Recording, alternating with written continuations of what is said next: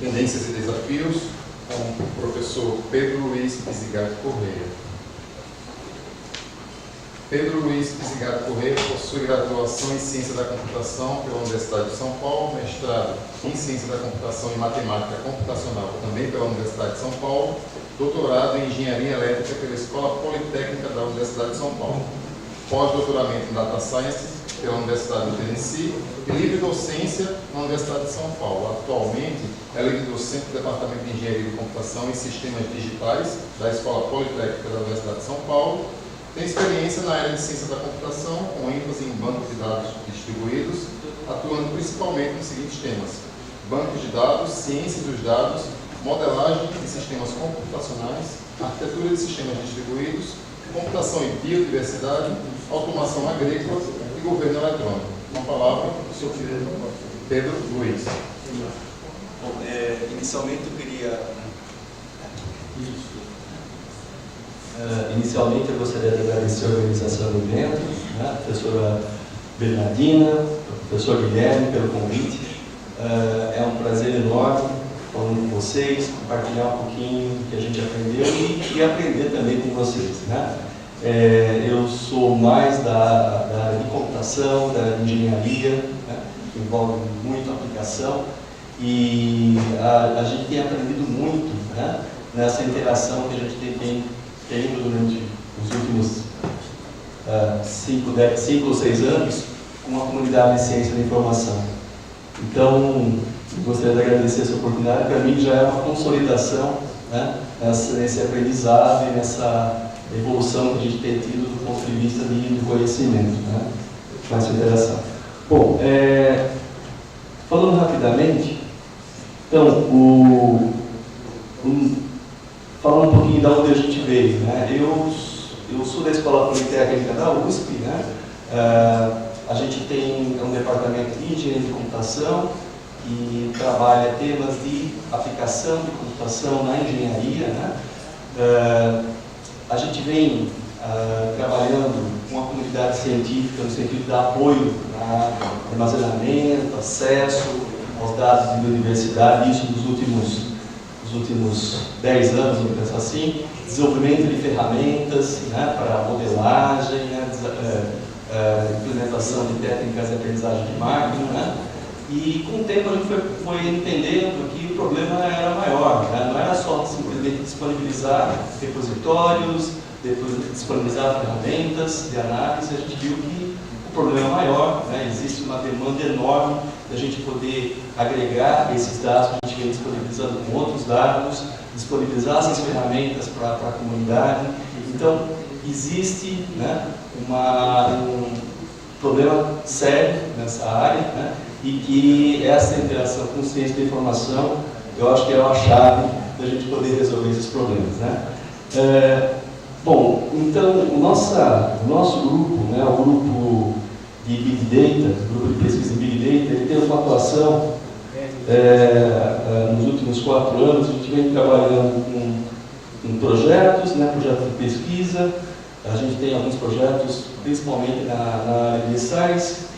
A gente tem projetos junto a governos e iniciativa privada, em especial o Ministério do Meio Ambiente, né, a ANEEL, e recentemente a gente disponibilizou um centro de ciência de dados com o Banco Itaú, né. A ideia desse centro é disponibilizar bolsas de mestrado e doutorado, né, para a gente poder incentivar ecossistemas de ciência de dados de maneira geral, em especial para pesquisa, né.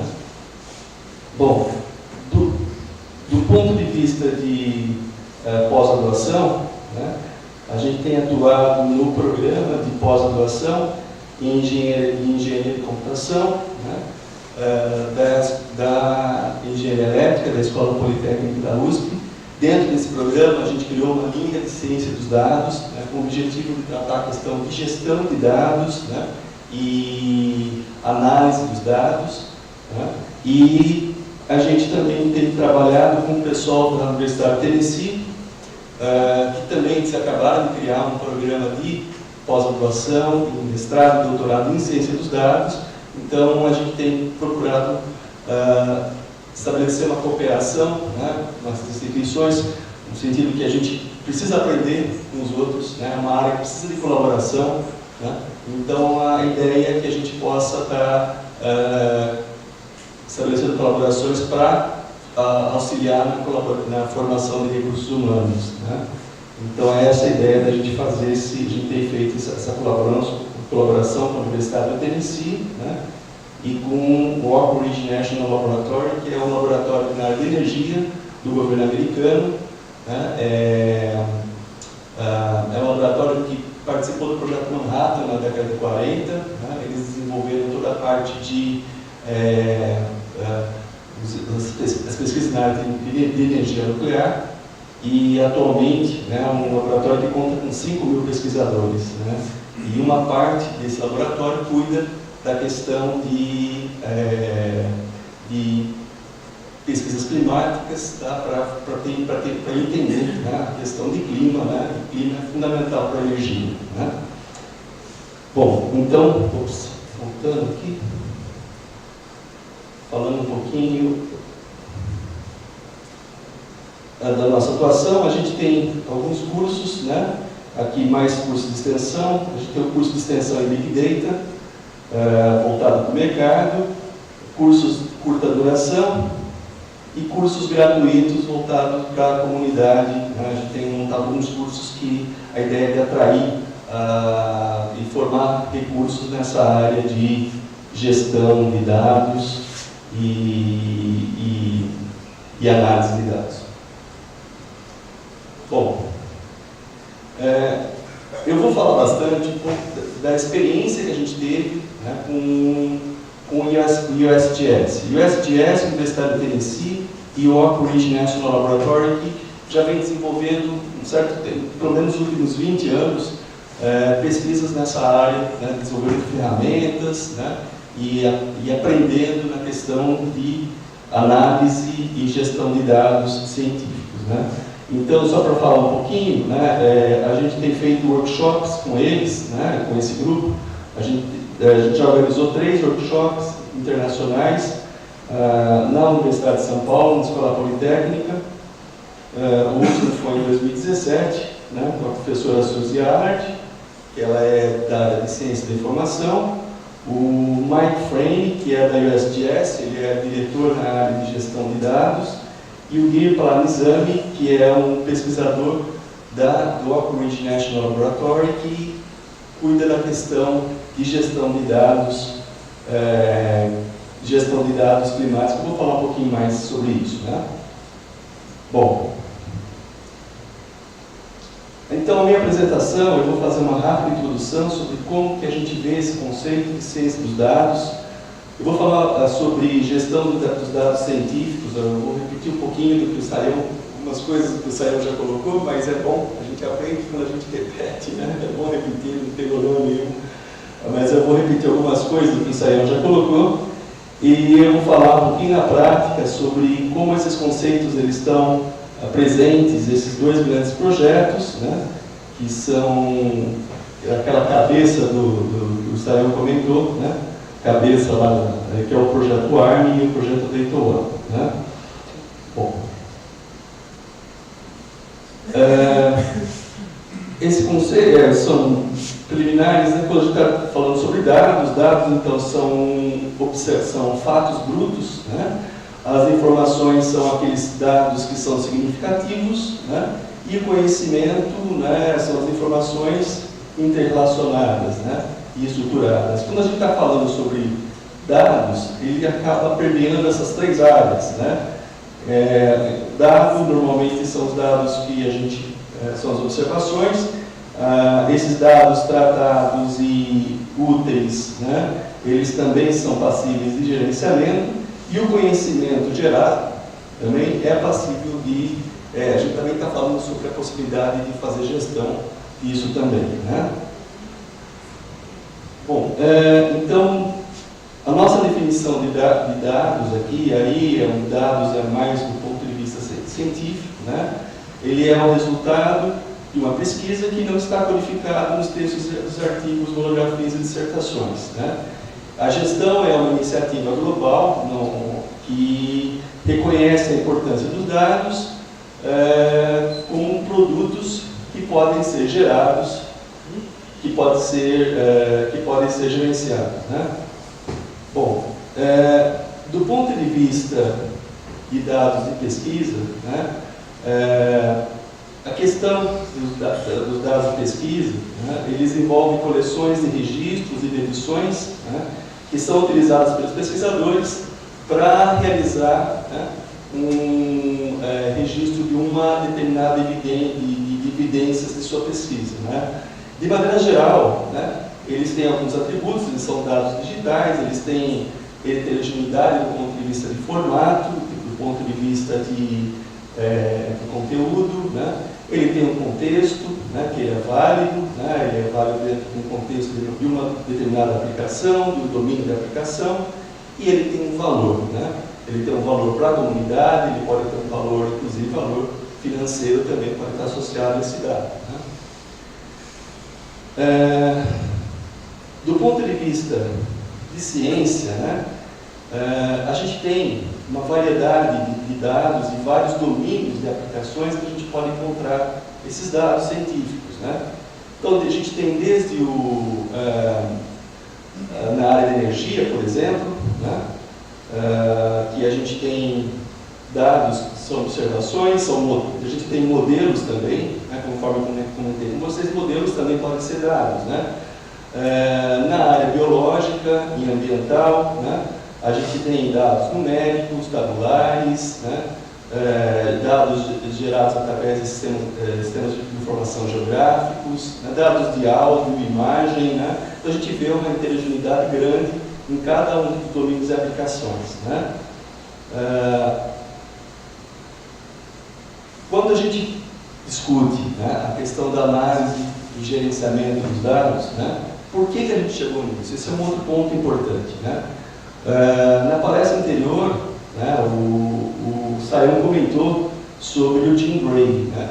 Jim Gray, ele é um pesquisador na área de computação, né, na área de banco de dados, né, ele é um pesquisador da Microsoft Research, né, ele é muito reconhecido na área de computação, na área de banco de dados, e em 2009 ele publicou um livro chamado Quarto Paradigma, né, no sentido de tentar entender um pouco essa questão dos dados, né. O que ele coloca, né, a gente está no quarto paradigma da ciência, né. O que seria o quarto paradigma da ciência, né? O quarto paradigma, né, só para a gente entender os paradigmas anteriores, né, a gente faz a ciência anteriormente, né, a ciência nos primórdios, né, a ciência era empírica, né, voltada para descrever os fenômenos naturais, né. Então você descrevia os céus, as estrelas, né, como a Terra era, o formato da Terra e assim por diante, né.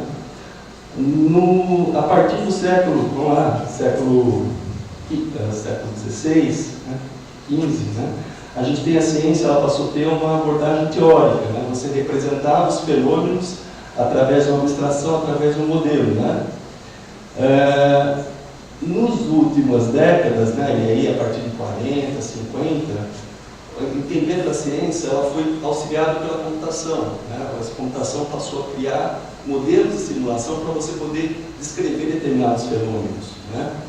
Então, aí a gente teve a facilidade de criar simulações, né? E isso foi um avanço do ponto de vista de novos conhecimentos e avançar a ciência.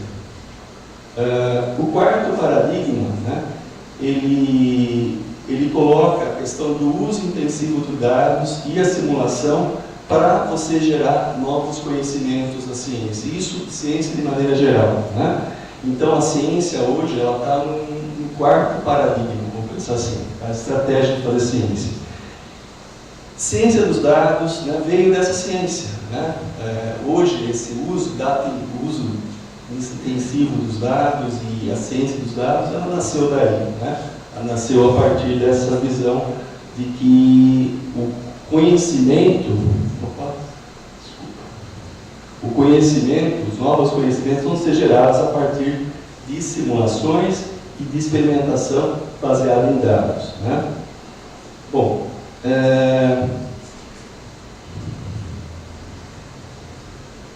Existe também, né, junto com essa visão, né, a ideia de que a ciência seja convergente, né, o novo paradigma de fazer ciência.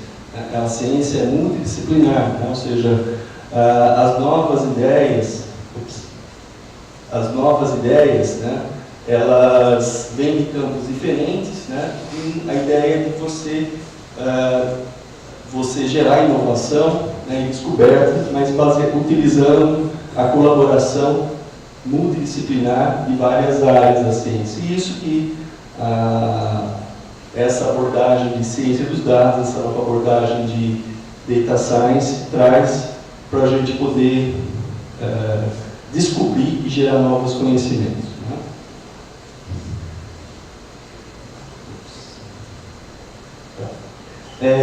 Bom, em termos de ciência dos dados, né, qual que seria uma definição interessante? Né? E tem algumas definições para a gente poder entender onde situa esse termo ciência dos dados. A ciência dos dados, né, ela pode ser assim, a gente pode entender, né, de algumas definições, por exemplo, essa definição do Zhu Xiong, que coloca que ciência dos dados está relacionada com a ciência que estuda os dados científicos, que também estuda os dados de negócio, né? A ideia é que você integre um conjunto de áreas de conhecimento, né? Tais como estatística, ciência da informação e tecnologia da informação para resolver problemas por meio de extração de conhecimento a partir dos dados, né? Essa é uma definição de ciência dos dados, mas é uma definição que a gente entende objetos, né? A gente não entende o processo, né? A gente entende a ciência dos dados é um conjunto de objetos, mas como que é o processo, né? Então, uma outra definição que nos dá uma visão de processo, né? É essa que a gente vai colocar agora, né?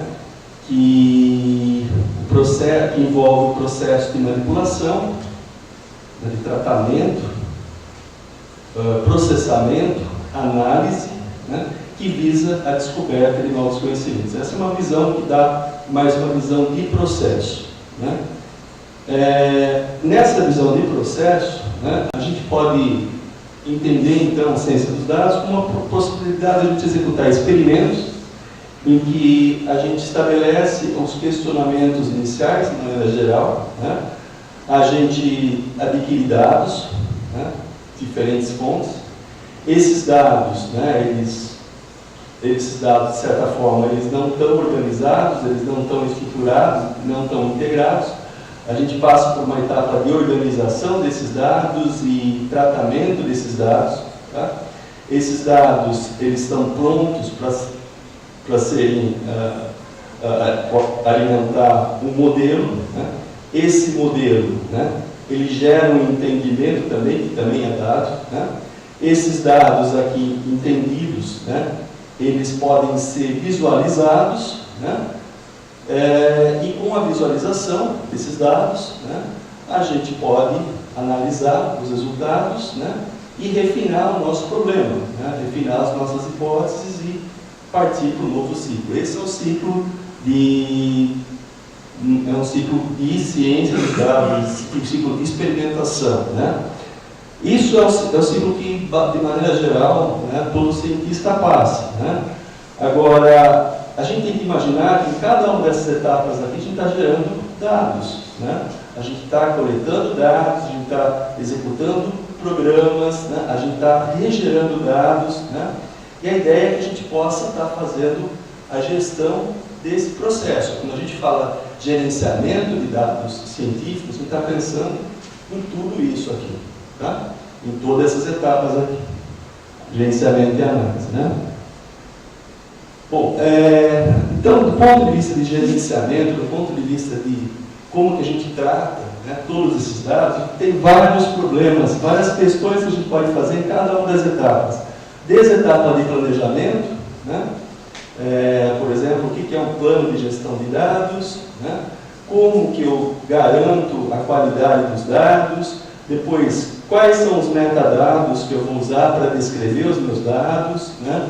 Como que eu armazeno esses dados, depois, Como que eu coloco esse dado, esses meus dados armazenados numa outra plataforma que ele possa ser contextualizado e integrado com outros dados, né? E por fim, né, todos os mecanismos e as estratégias de análise que eu vou estar utilizando, né? Tudo isso a gente está gerando dado e a ideia é que a gente possa estar fazendo gerenciamento dessas coisas todas, tá?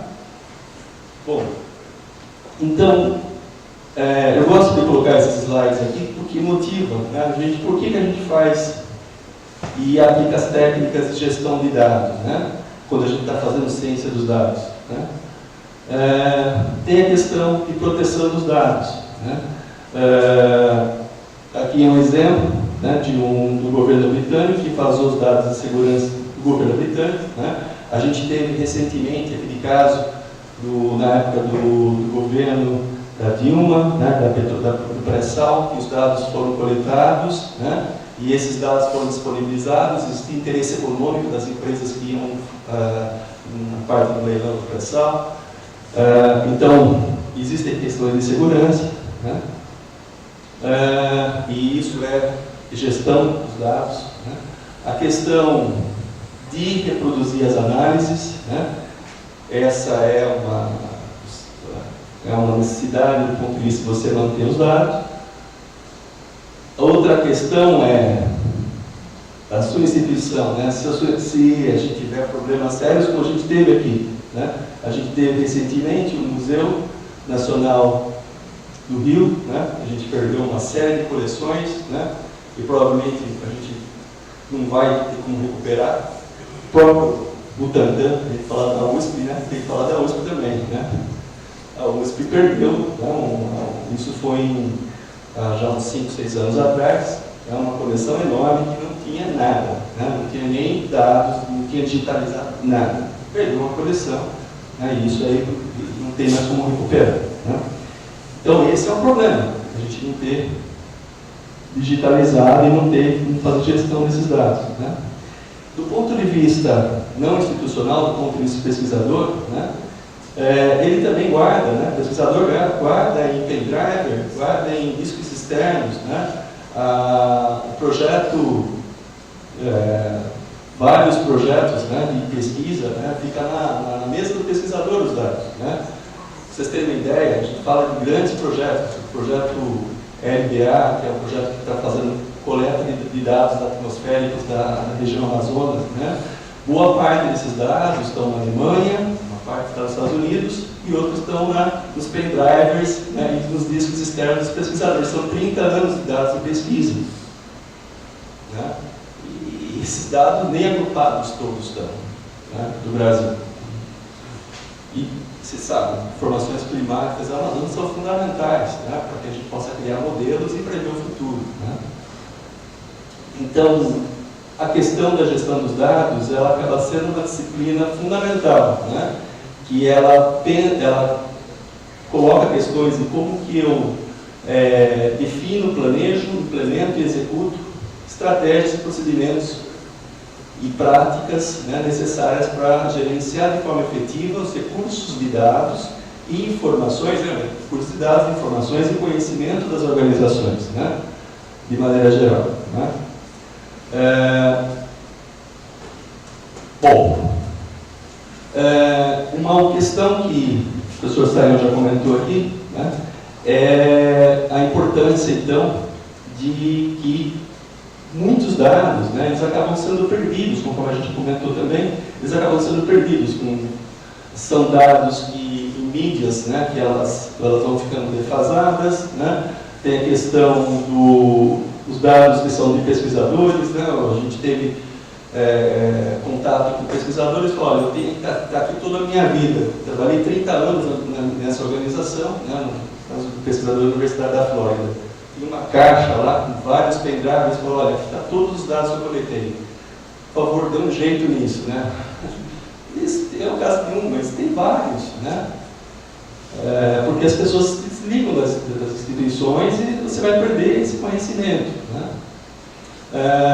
Então, conforme o Sayão comentou, a gente tem esse problema, né? Hoje em dia, boa parte desses dados são dados que não vão ser órfãos, né? São dados que vão ser perdidos, né? E são os dados que têm maior variedade. Boa parte dos dados da ciência hoje que são da Big Science, né? Eles são coletados aqui. Então, por exemplo, os dados que eu vou citar do projeto ARM, né? Os dados próprio da área de energia nuclear, elas estão aqui, olha, boa parte estão aqui porque são dados que você captura dos sensores, né? E são muito simples, simples do ponto de vista de você fazer gerenciamento. Agora, esses dados aqui, né? Eles acabam sendo, a gente tem um desafio do ponto de vista de a gente trabalhar a gestão desses dados, né? Bom, um outro desafio é o volume de dados, né? Hoje tem um volume muito grande. Quais esses dados são úteis? Quais dados armazenar, né? Então, imagina, a gente tem hoje, né, coletas que são locais, né? A gente tem coletas mais extensivas, né, que envolvem, por exemplo, imagem de satélites, né? Então, isso tudo gera um volume de dados grandes. Quais são os dados que são significativos, né, que podem ser importantes para que se mantenha a longo prazo, né, e possa ser reutilizado. Para a gente entender a importância da gente não perder o conhecimento desses dados, né, a gente tem que imaginar que o conhecimento dos dados, na medida que vai se passando o tempo, a gente vai perder de maneira natural. Isso é normal acontecer. Tá? A ideia de fazer gestão é que a gente impeça isso em algum lugar, né? A gente impeça, a gente não haja perda de informação com o passar do tempo, né? Só para vocês entenderem, aqui é um exemplo, né? Em 1889, né, foi um exemplo de um projeto que fez gestão de dados e coleta de dados. Eles estavam fazendo coleta de dados do Rio Grande, né, o John Wesley Powell, né, e isso foi sistematizado e organizado em 1889. Né. Hoje, esse mesmo processo, essa mesma estratégia vem sendo coletado desde 1889 até hoje no sistema. Eles sistematizaram, digitalizaram, e esses dados vêm sendo coletados da mesma maneira no método definido em 1889. Né.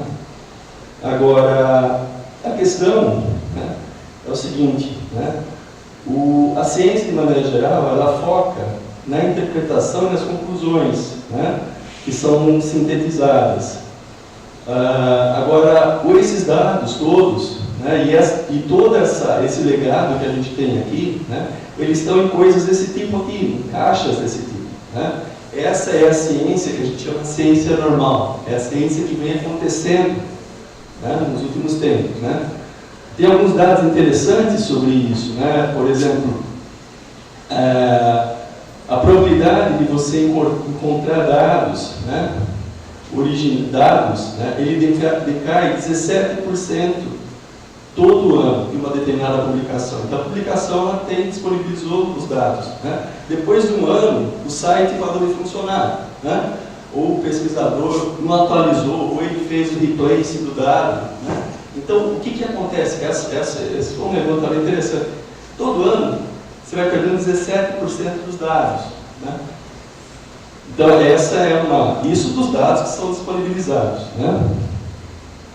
A gente precisa mudar a situação. Né? Quais são os princípios quais são os princípios que direcionam, né, e que direcionam as ações do ponto de vista de gestão de dados? Né? Primeiro, né, os primeiros princípios. Primeiro, os dados são ativos de ciência, incrivelmente valiosos e fundamentais. Eles têm valor. Né? Os dados coletados são snapshots. Né? Você coletou um dado e aquele dado vale em determinado momento. Ele é único. Né? Então, ele tem um valor fundamental, porque ele não tem como você recuperar ou fazer a leitura novamente desse dado. Tá?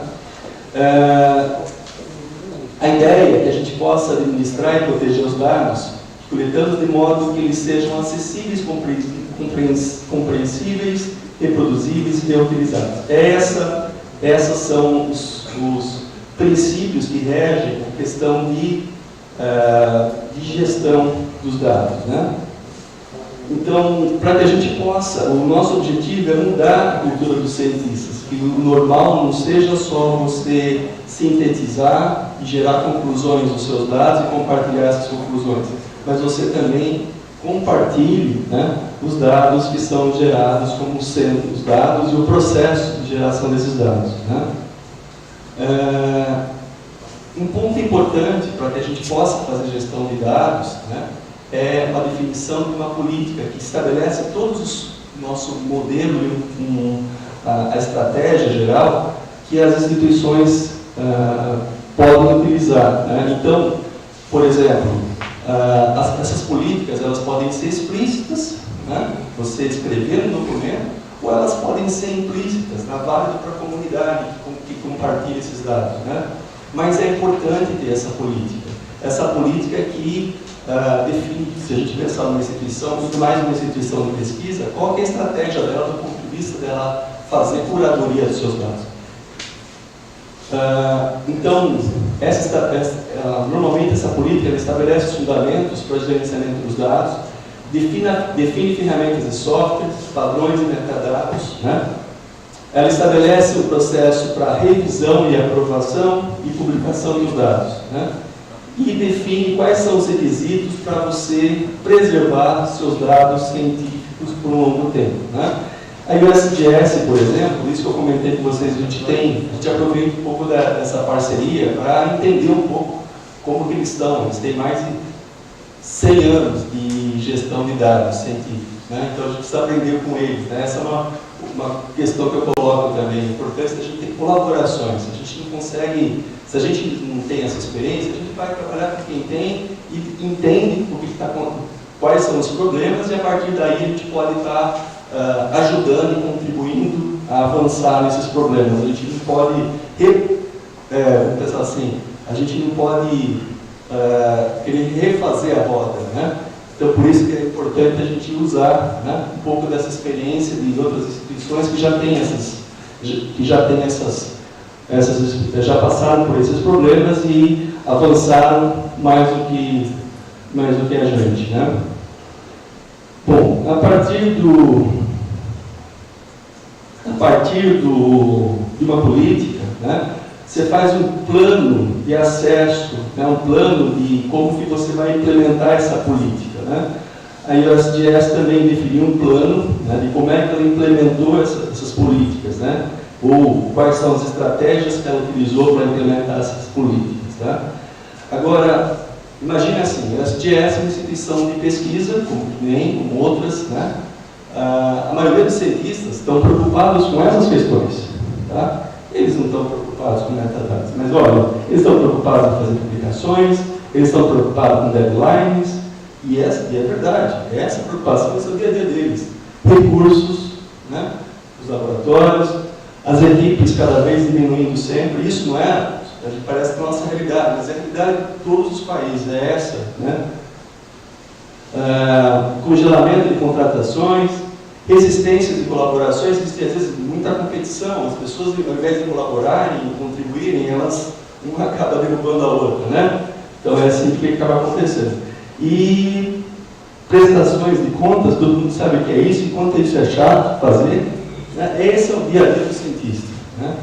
Agora você chega a falar para ele, bom, agora vocês vão ter que fazer metadados, e fazer gestão dos dados, achar muito chato, eu falo, sai daí, não é isso que interessa, né? Tem resistência. Como é que a gente resolve isso? Como que a gente trabalha isso? Tá?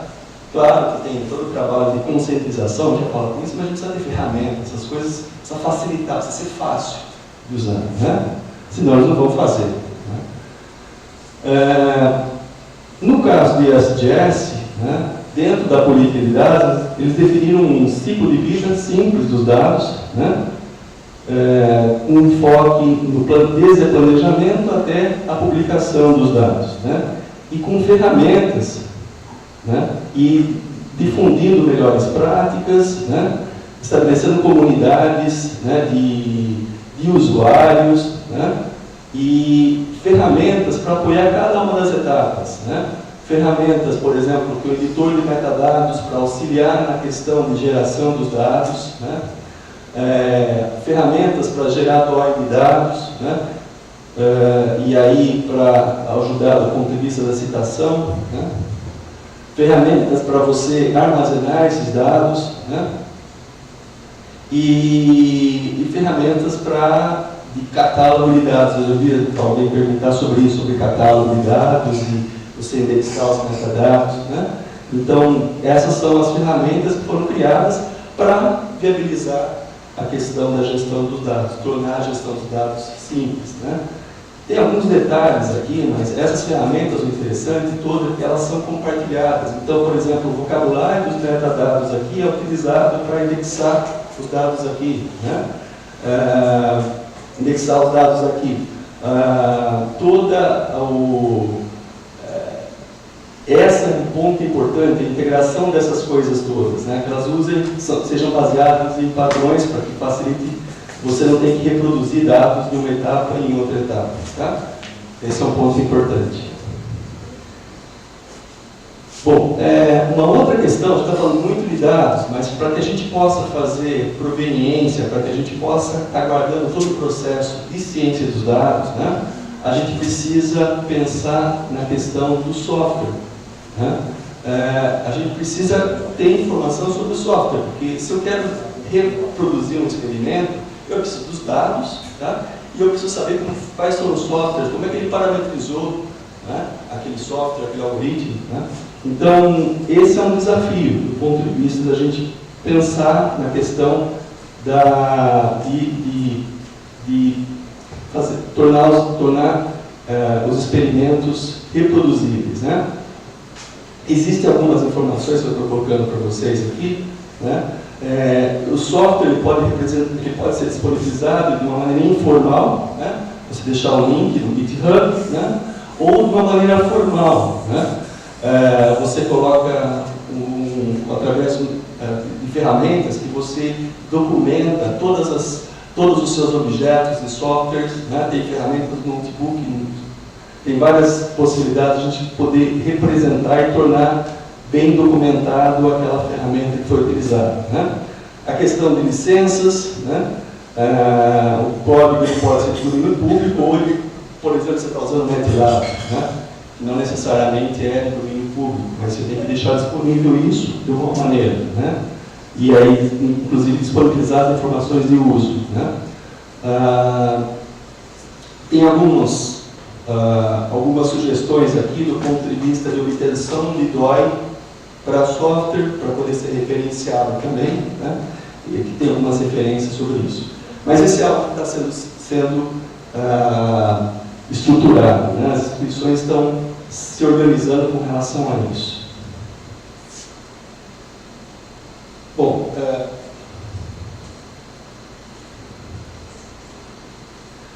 eu vou falar também sobre os projetos, né? Alguns projetos falam um pouco na prática de como é que essas coisas todas acontecem, né? Aqui que eu estou falando um pouquinho mais da cabeça, né? Não do da cauda, né? Lembra daquela cabeça dos dados, né? Vou falar um pouquinho sobre quais são as estratégias de gestão de dados, estratégias de análise que alguma dessas instituições tem adotado, né? E alguns projetos, alguns programas têm adotado. Esse programa ARM foi o programa onde eu fiz meu pós-doc, né? Chama-se Atmospheric Radiation Measurement, né? É um programa que coleta dados, né? Dados de aerossóis do mundo todo, né? Então a ideia é para que você possa prever mudanças, você captura pequenas amostras de dados do mundo todo, né? Para que você possa criar modelos, né, de como é que vai ser a evolução e fazer predição desses dados no futuro. Essa é a ideia, né? Existem coletas coletas permanentes, né? Que são sites permanentes, nos Estados Unidos, por exemplo, esses pontinhos aqui, e campanhas, né? Que são realizadas no mundo todo, né? No Brasil, a gente teve uma campanha que foi em 2014, 2015, chamada uma campanha na região amazônica. A ideia era coletar dados nessa região aqui, né, do mundo. Né. Agora existem novas campanhas que vão ser feitas na Argentina, né, e campanhas que estão sendo feitas agora na região do Ártico. Envolve sensores que são containers de sensores, né, que são levados para cada um desses lugares. Aqui tem aeronaves, então você está coletando próximo do solo, a aeronave está coletando a atmosfera, e você tem os satélites tirando, satélites que estão fazendo um mapeamento da região. Então você acaba tendo uma boa coleta de dados atmosféricos de uma determinada região. Né? Bom, esse projeto, né, e o foco disso é importante para a energia, conforme eu comentei com vocês. Né? A ideia de energia depende de recursos naturais, e você fazer a gestão desses recursos naturais, fazer predição, isso é importante para a humanidade de maneira geral. Né? Esse projeto ele definiu um ciclo de vida de dados, né? Ele definiu estratégias de qualidades, estratégias para monitorar, porque não basta só você definir, você tem que monitorar, precisa acompanhar essas coisas todas, né? E medidas, isso é fundamental, né? Você tem que saber como é que está sendo a sua evolução, né? Como é que você está evoluindo do ponto de vista, quantos dados você disponibiliza, né? Quantas referências são feitas em relação aos seus dados. Então, uma estratégia de gestão de dados passa por todas essas questões aqui. Ciclo de vida, estratégia de qualidade de dados, isso é fundamental. Dados sem qualidade não servem para nada. Né? Métricas e monitoramento. Né? Para vocês terem uma ideia, né, esse projeto, né, atualmente ele coleta 1.4 petabytes por ano. Né? Atualmente, a base de dados dele gira em torno de 9 petabytes. Né? E isso a tendência é ir crescendo cada vez mais. Né? Então é muito dado. Né? E se a gente pensar, poxa, onde a gente tem essa experiência aqui no Brasil? Né? A gente tem pouca experiência para fazer gestão nesse volume de dados aqui no Brasil, quase nenhuma, talvez. Então, a gente precisa ter essas parcerias, porque a gente precisa formar gente aqui, ó, gente que entenda e saiba fazer gestão desses dados, gente que saiba fazer pesquisa também com esses dados. Para isso a gente precisa ter colaborações. Né? Essa é a ideia que eu comentei com vocês, a gente ter essas colaborações. Bom, mas como é que funciona esse ambiente? Né? Esse ambiente ele guarda dados, né? E imagine, eu tenho que analisar, por exemplo, você vai fazer download de 9 petabytes no seu notebook. Não tem jeito. Né? Então, funciona assim. Você, como a comunidade de usuários aqui, requisita parte dos dados, parte desses dados vão para um cluster que está conectado nessa infraestrutura. Né? Esse cluster, você roda suas análises aqui eventualmente, ou se você precisar trabalhar com um dataset menor, você pode fazer download. Né? Você pode fazer download. Então veja, aqui ele está coletando dados de satélite, vem dados de satélite em várias regiões. Né? Você está coletando dados dos sites, dados que são enviados pelos PIs de projetos, né? Que não necessariamente fazem parte dessas campanhas, mas que têm interesse em disponibilizar os seus dados aqui nessa infraestrutura. Né?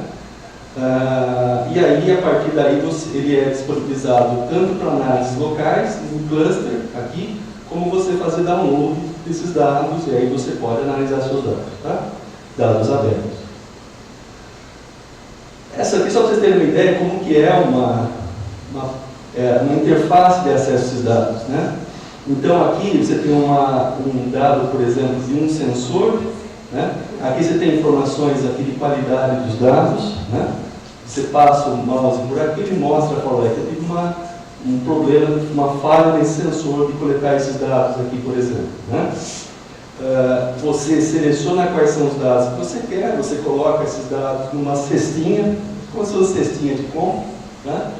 E aí depois você faz o download, você escolhe qual formato que você quer fazer esse download, NetCDF, ou seja, um formato padrão, e aí você faz download desses dados. Né? Bom, só para fechar, né, em termos de plataforma, em termos de infraestrutura de software envolvida. Então, você tem infraestrutura de software desde do sistema operacional, por exemplo, eles trabalham com Linux, eles trabalham com compiladores, padrões. Veja, não tem nada diferente, não tem nenhuma ferramenta proprietária aqui, né? Normalmente são ferramentas de acesso livre, né? Alguns ambientes de desenvolvimento, Python, né? MATLAB para fazer controle de qualidade dos dados, né? Ferramentas para distribuir dados no cluster, Cassandra e Spark, né? E ferramentas para fazer você fazer a messaging, né? De você, por exemplo, você requisita um dado, esse dado vem via você não recebe imediatamente esses dados. Tem ferramentas de comunicação via mensageria, né? Que eles usam para poder executar essas atividades. Bom, um outro projeto que eu queria comentar com vocês, que passa por todas essas questões de gestão de dados, que envolve uma comunidade científica maior e agregar uma comunidade científica maior, né, é o projeto Data One, né? O projeto Data One, uma coisa que é interessante, né, que a gente pode interagir em função das pessoas, né? Eu passei um tempo nos Estados Unidos, né, no meu pós-doc, trabalhando com o Mike Frame, que é da USGS. Boa parte da documentação que eu passei para vocês é da USGS, da experiência da USGS de McFrame, a Suzy Allard, que é uma das PRs desse projeto, que também tem colaboração.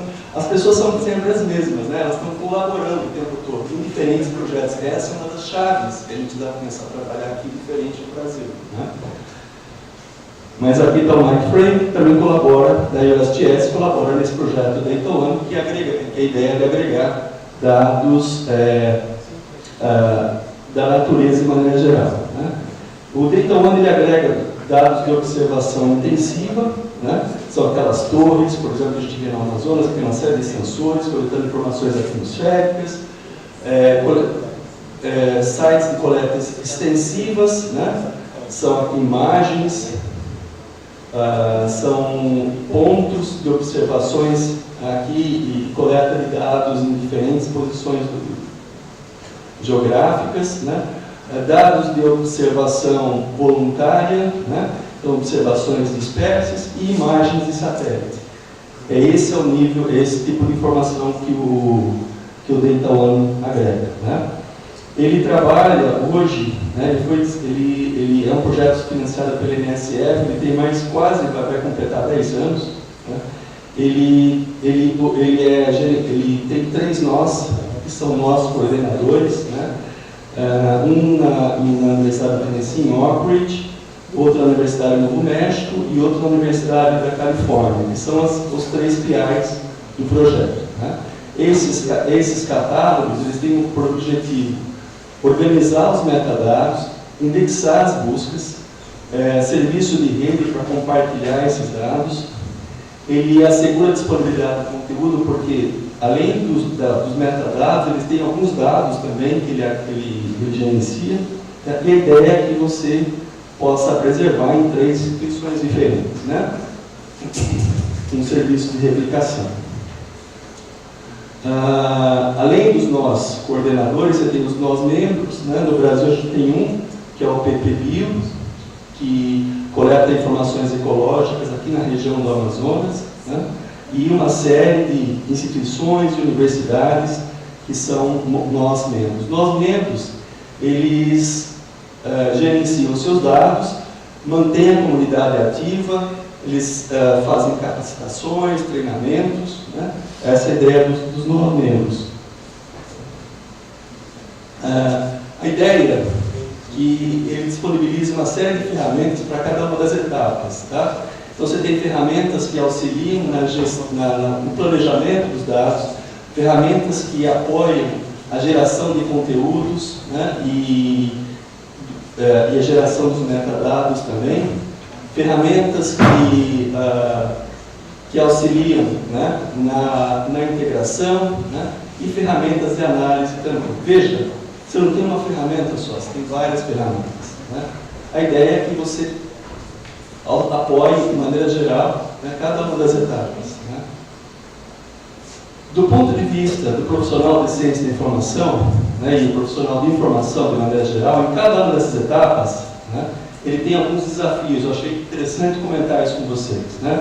Por exemplo, nessas etapas iniciais, quais são os desafios do profissional de informação?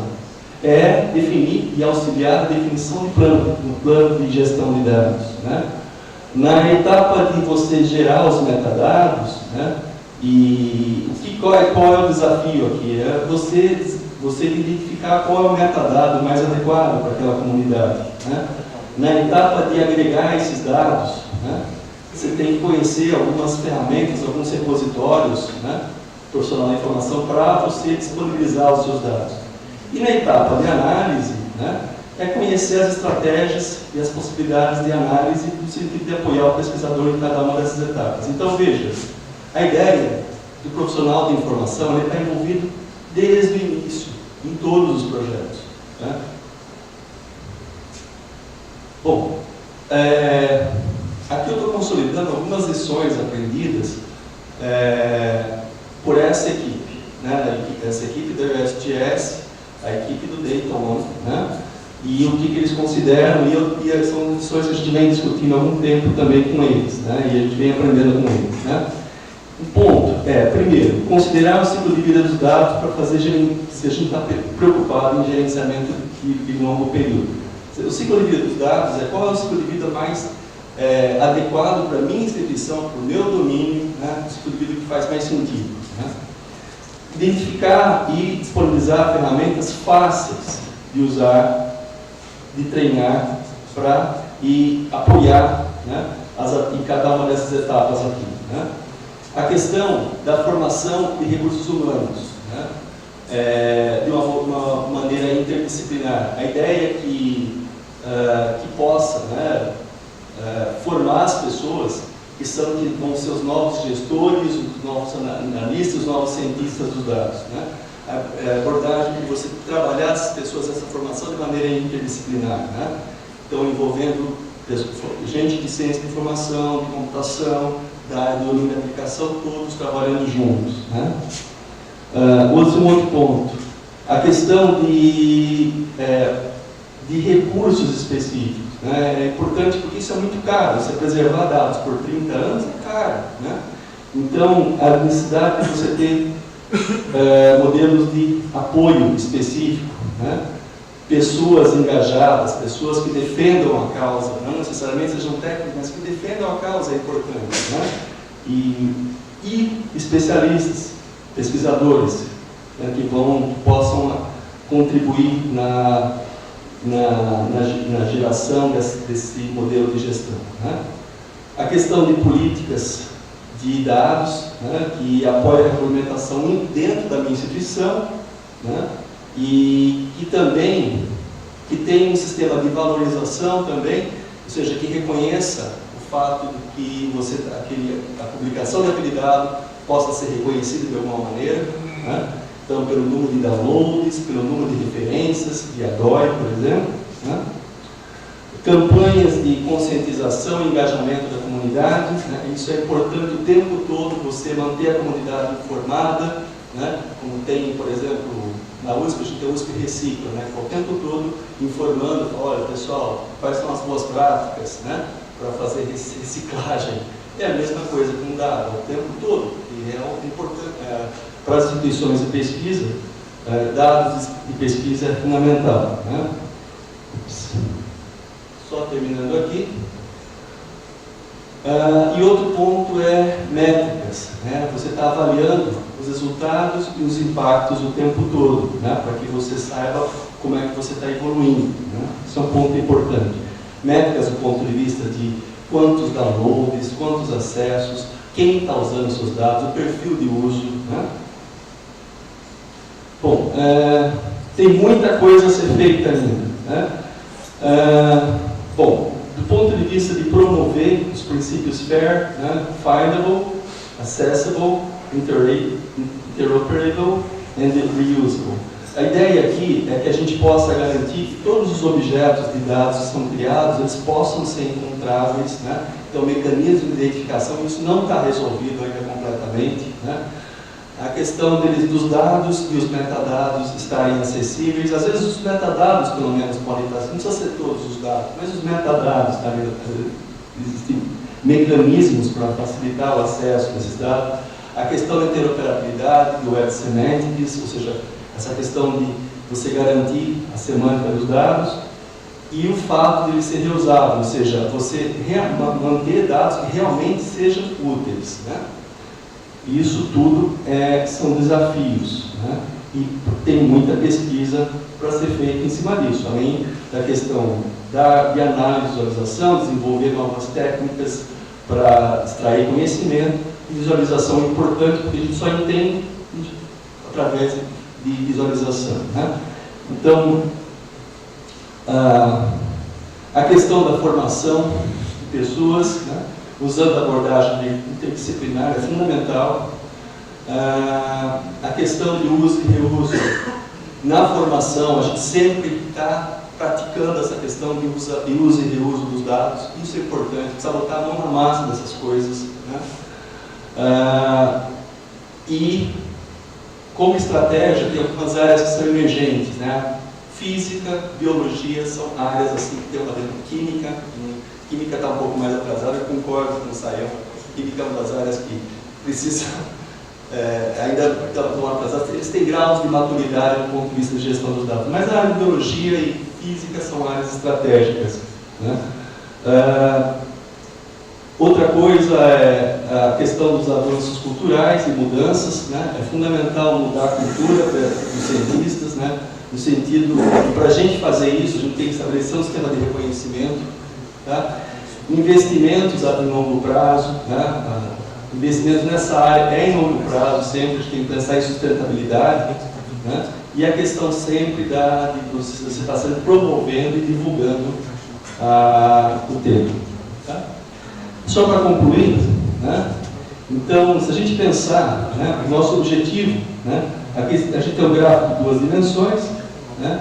A engenharia a gente gosta de botar as coisas em gráfico, né? Mas é só para a gente brincar um pouquinho com essas coisas, né? Então, aqui, esse gráfico aqui de um lado, né, a gente está falando sobre a questão do armazenamento e do outro lado é o entendimento, né? Então, a gente pode ter um armazenamento a curto prazo, né, para o pesquisador fazer uma publicação, beleza, resolveu o problema dele aqui, tá? Agora, o que a gente quer, de fato, né, do ponto de vista de armazenamento, a gente tem a curadoria ativa, né, para que esses dados possam servir para gerar novas intervenções na sociedade, né? E aí pensando na questão do uso e reuso, ou seja, um nível de maturidade de uso bem alto. Então, a nossa meta é a gente chegar aqui, né? Dados que têm uma curadoria ativa, ou seja, dados que de fato eles estão armazenados e possam ser reutilizados para apoiar a tomada de decisão, definição de políticas públicas e assim por diante, né? Bom, eu vou deixar esses slides disponíveis aí para a organização, tem uma série de links aí que podem ser interessantes, né? Com relação à política de dados, com relação a melhores práticas para a gestão de dados, né? E aí eu acho importante aí a gente estar disseminando o conhecimento na comunidade. Bom, é isso. Desculpa do atraso, acho que eu passei um pouquinho. Obrigado. Gostaria de interagir com o professor? Pergunta? Ismaeli, aqui da UFG. Com base na tua experiência aqui no Brasil e fora do Brasil, essa demanda por uma formação de tratamento de dados por parte dos pesquisadores é mais clara aqui dentro do Brasil ou lá fora? A demanda, de maneira geral, é que eu tenho acompanhado mais os Estados Unidos, de maneira geral, tá? E algumas instituições americanas, no caso de SGS e ligado ao Departamento de Energia. A demanda de formação de recursos humanos é grande lá também, né? A questão é que no Brasil, de fato, a gente ainda nem tem uma estratégia para isso, né? A Europa, né, ela está se organizando que até 2030 todos os cursos de graduação vão ter esse tema de ciência dos dados, com gestão de dados, como se fosse cálculo 1, por exemplo, em todos os cursos de graduação. e também estão pensando numa infraestrutura para ensinar isso, né? Então imagine, por exemplo, uma série de aulas prontas, né? Uma série que possa compartilhar com várias pessoas, precisa de escala, né? A gente nem pensou nisso, nem parou para pensar nisso. A gente está com uma encrenca grande, a gente está bem atrás, vamos pensar assim. Os problemas, tanto nos Estados Unidos como na Europa, eles têm. Agora aqui a gente está sem estratégia, a gente está atrás, bem atrás. É dessa maneira que eu entendo, estou enxergando. Com relação à formação, eu queria dizer que na UFMG, um conjunto de professores estão pensando na formação transdisciplinar, transversal. Existe hoje nas universidades federais esse incentivo à criação de formações transversais, até a distância, às vezes. Então, alunos de todos os cursos podem aderir, através de disciplinas preparatórias, um curso mais fundamentado em ciência de dados. Então, acredito que em 2019 isso seja lançado na UFMG. E acho que as outras universidades devem copiar esse modelo, porque é um modelo que permite a integração de alunos de diversas escolas, né? Porque você colocou muito bem, eu acho, na minha opinião, é uma formação absolutamente multidisciplinar. Você tem especialistas de domínio, você tem essa sensibilização para todos aqueles desafios da gestão de dados, né? Então é uma coisa nova, mas eu acho que estamos avançando. Uma coisa que a gente tem conversado, né, e a gente tem procurado disseminar esse tema, no sentido de a gente colocar um problema, de maneira geral, sensibilizar as pessoas, né, é isso que eu estou tentando fazer aqui, né, trabalho de sensibilização. Agora, a gente precisa articular mais essas iniciativas, né, porque da mesma maneira que o FMG está fazendo, né, a gente precisa sim criar uma escala muito grande no Brasil. Né, a gente pode estar perdendo aí uma oportunidade, né, para os nossos filhos, né, criarem uma nova situação econômica para esse país. Então, é um pensamento político, mas é mesmo, a gente quer o melhor para esse país, né? Para as pessoas ficarem aqui e gerar a situação de renda, né? Essa é a nova ciência, né? Essa nova ciência, ela precisa ser, a gente precisa formar os cientistas com essa visão, né? E a gente não dá, a gente precisa arrumar um jeito de fazer isso, né? O FMG está fazendo, a gente precisa pensar num jeito que ajude as outras instituições também, né? Essa estratégia de você, por exemplo, você pode ter tido aulas para essas coisas todas, né? Deixar essas coisas disponíveis, né? Apoiar as outras instituições que talvez definam, mas a gente precisa formar um monte de gente no Brasil com essa visão aqui, para a gente não ficar atrás, né? Como país, a gente está ficando muito atrás nesse assunto. E a nossa responsabilidade aqui é séria. A nossa responsabilidade aqui como responsáveis aí pela educação e pela formação de pessoas aqui no Brasil. Talvez só, eu não vejo nem a questão da formação em si, multidisciplinar, porque a nossa formação é multidisciplinar de alguma forma. Mas eu vejo a questão de, assim como a cadeira de tecnologia, a cadeira de estatística, fosse inserida alguma, o próprio Gray, né, foi colocado aqui, que ele vê muita computação se aproximando da documentação ou da ciência da informação. Então, uma cadeira, né, que pudesse ser agregada a esses cursos com a formação básica, digamos assim, para tratamento de dados, e aí você teria alguém da área de documentação da ciência da informação formando essas pessoas com a cadeira, não a base de formação, mas algo que capacitasse eles de alguma forma mais direcionada. Isso é bacana. Tem que ter esses insights mesmo, né? Precisa agora pensar, nós somos responsáveis por isso, né? Esse é o nosso problema, nosso abacaxi para a gente descascar aí nos próximos anos, né? Tá bom? Obrigado.